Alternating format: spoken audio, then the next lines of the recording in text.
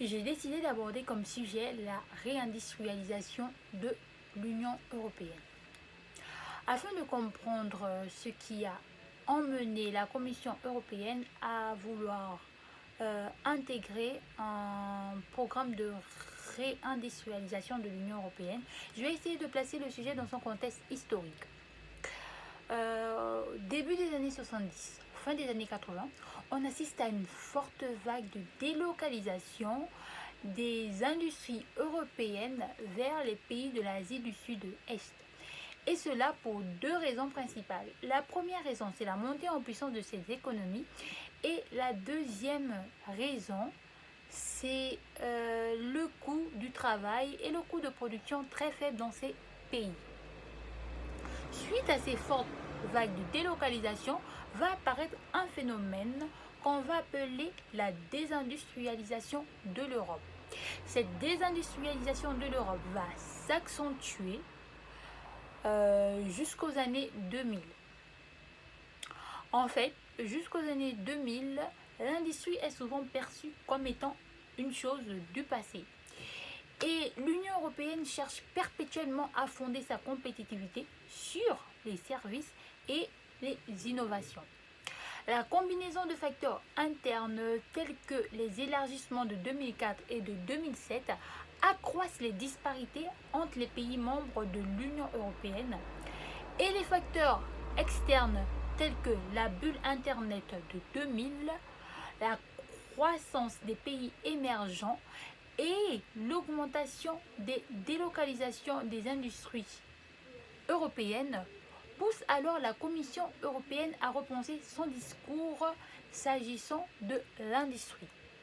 Mettons en avant le fait que l'industrie représente 80% des exportations européennes et des investissements privés dans la recherche qui regroupe près du quart des emplois privés, la moitié avec les emplois indirects.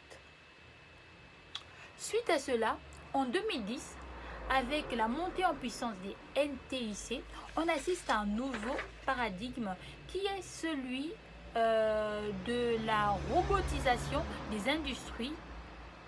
Oui, qui est celui de la robotisation des industries. Cette robotisation des industries va faire germer une question qui est celle des coûts et des avantages des délocalisations des industries européennes vers les pays de l'Asie du Sud-Est.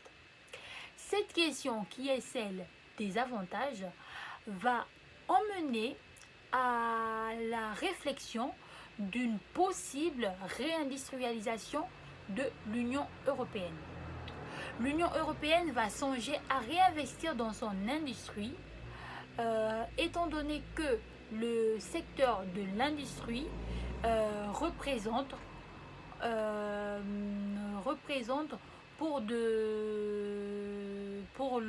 demain un secteur dans lequel l'économie sera potentiellement basée.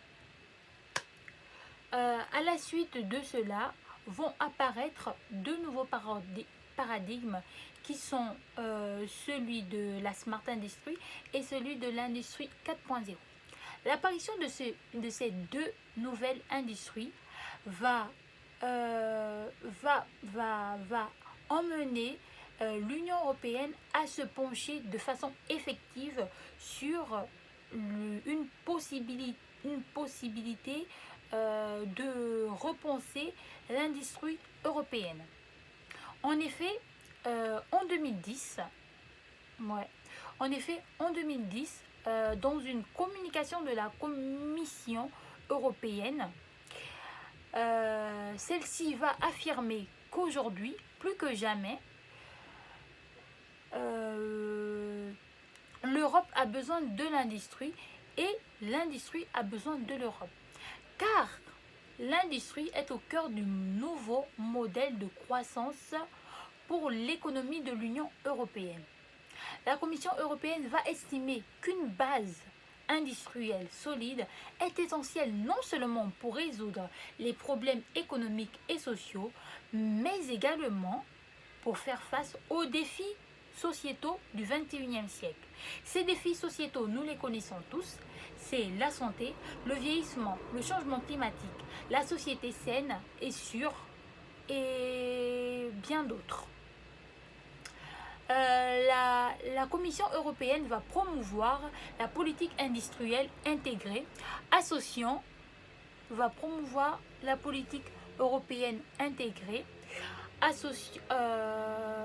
associant une base horizontale qui garantit un environnement favorable aux industries à une approche sectorielle qui intègre, elle, les besoins de secteurs spécifiques. Cette politique industrielle va s'intéresser à l'ensemble de la chaîne de valeur, depuis l'accès aux matières premières jusqu'au recyclage, et va prendre en compte les intérêts de l'industrie dans la mise en œuvre des autres politiques. Cette volonté de la Commission européenne de repenser l'industrie européenne s'inscrit dans la stratégie décennale Europe 2020 que l'Union européenne adopte la même année, adopte cette année.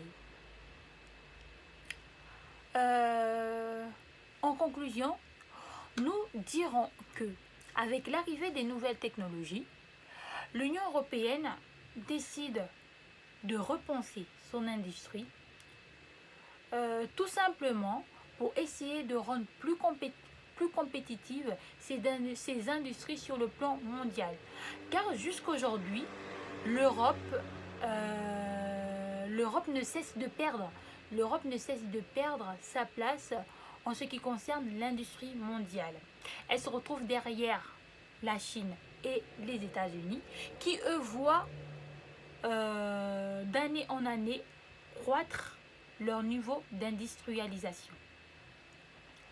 La question qui reste cependant à toutes les bouches reste celle de savoir si cette initiative de repenser le système industriel européen se base sur une stratégie fiable, étant donné que durant les années précédentes, plusieurs politiques industrielles ont été mises en place, mais celles-ci n'ont presque pas donné de résultats attendus.